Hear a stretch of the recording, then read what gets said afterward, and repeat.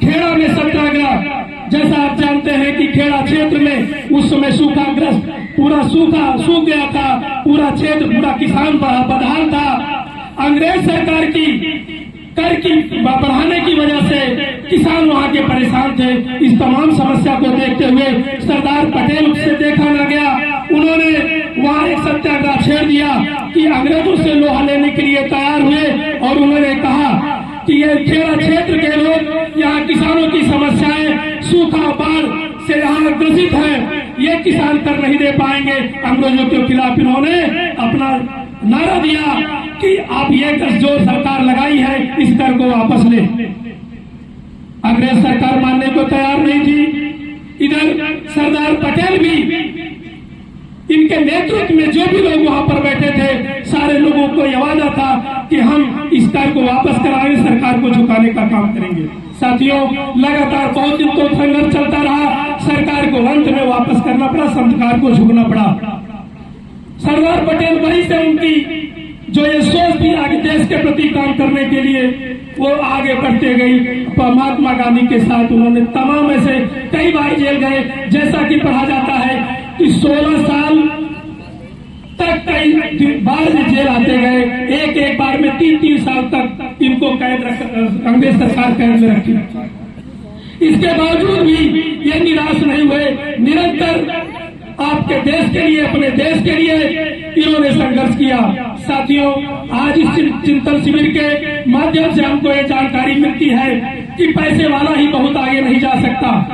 पैसा बहुत कुछ भले हो सकता है, लेकिन सब कुछ नहीं हो सकता। ये साधारण परिवार जो हमारा ये किसान, जो गांव-गांव में तमाम किसान हमारे पैदा हैं, इस क्षेत्र में, इस देश में 76% किसान वास करता है। आज किसानों की कोई सुनने वाला नहीं है। सरदार पटेल मात्र ऐसे नेता थे जो किसान के बारे में शुरू से उनका इतिहास है, जितना हम लोग पढ़ते हैं, उन्होंने बराबर किसानों की लड़ाई लड़ी। आज देश के तमाम नेतृत्व करने वाले लोग हैं, किसान के नाम पर देश और विदेश से तमाम पैसा लाते हैं, लेकिन पैसा उद्योगपतियों और कारपोरेट घराने के ऊपर खर्च करते हैं, किसानों को धोखा देने का काम करते हैं। साथियों, आज की हमारी समस्या है, सरदार पटेल के विचारों पर चलने का अगर हम काम करेंगे तो हम भी किसान और नौजवान की बात करके उनके हकूक को लड़ने के लिए हमको आगे आना पड़ेगा। यह चिंतन शिविर इसलिए लगाया गया है, उनके विचारों पर चलकर, उनकी जो सोच थी, जब उस सोच को हम अपने ऊपर उतारेंगे, निश्चित तौर पर तभी हमारा क्षेत्र, तभी हमारा देश विकास करेगा। साथियों, बड़े शर्म का विषय है, हम तमाम ऐसे महापुरुषों की विचारधारा को लेकर समाज में उतरने का काम करते हैं, लेकिन आज की स्थिति है, आज किसान का ये धान, क्या हम संघर्ष नहीं कर सकते? इस चिंतन शिविर के माध्यम से, ये राजनीतिक नहीं है, किसी भी दल की उपेक्षा इसमें नहीं है, लेकिन हम सामाजिक तौर पर कहना चाहेंगे कि ज्यादा से ज्यादा यहाँ पर किसान और मजदूर एकत्रित रहें। आज यही किसान धान किस तरीके से पैदा हुआ है, कितनी मेहनत से पैदा हुआ है, लेकिन यही किसान 18 साढ़े 18 रुपए में बेचने पर मजबूर है।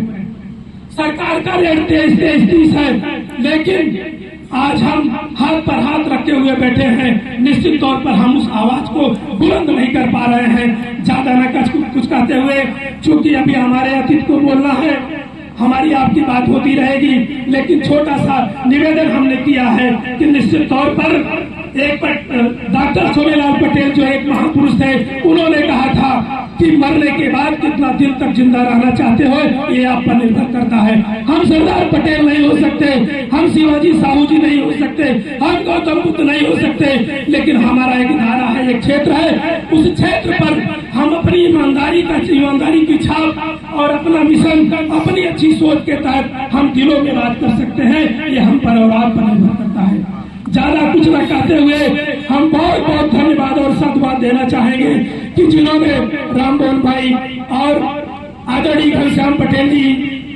और जो भी संचालन का भी काम कर रहे हैं, महर्षाल अरुण भाई और राम केदार जी, ऐसे तमाम लोग जो इस कार्यक्रम को सफल बनाए हैं, जो इस कार्यक्रम के लिए दिन रात मेहनत किए हैं, हम उनको साधुवाद देना चाहेंगे। इसी के साथ मैं अपनी वाणी को विराम देता हूँ। धन्यवाद, साधुवाद।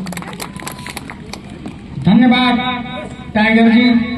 आपके नाम से ही लगता है, जब मैंने सुना कि इन्होंने अपना नाम टाइगर क्यों रखा, वास्तव में आपकी बाड़ी में टाइगर जैसी दहाड़ है। इसीलिए आपने टाइगर नाम रखा। आपको बहुत बहुत साधुवाद, धन्यवाद। इस कार्यक्रम को आगे बढ़ाते हुए अगले वक्ता